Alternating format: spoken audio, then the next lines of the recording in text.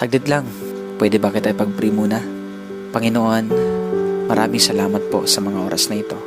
Lord God, hindi po aksidente muli na siya po ay nandito, Panginoon. Bigla niya napanood ang video na to. Lord, I pray in the name of Jesus na anuman ang gumugulo sa taong ito, Panginoon, anumang ginagawa ng kaaway sa kanyang buhay, sa pamamagitan, Lord, ng mga problema, sa pamamagitan ng mga pagsubok, mga sitwasyon na matitindi sa kanyang buhay. Dalangin ko ngayon, Panginoon, bigyan mo siya, Panginoon o God, na lakas na nanggagaling sa iyo.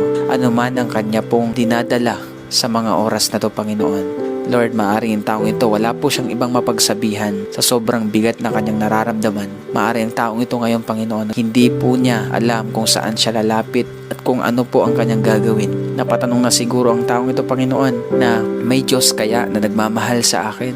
May Diyos kaya na nakakaalam ng sitwasyon ko? Pero Lord, hayaan niyo po, Panginoon, patunayan mo po sa taong ito na ikaw ay nariyan palagi. Anuman paggugulo ng kaaway sa kanya, in the name of Jesus, I rebuke it. Lord, I release peace.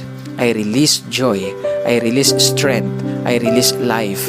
I release restoration in the mighty name of Jesus. Salamat po, Panginoon. In Jesus' name, amen and amen.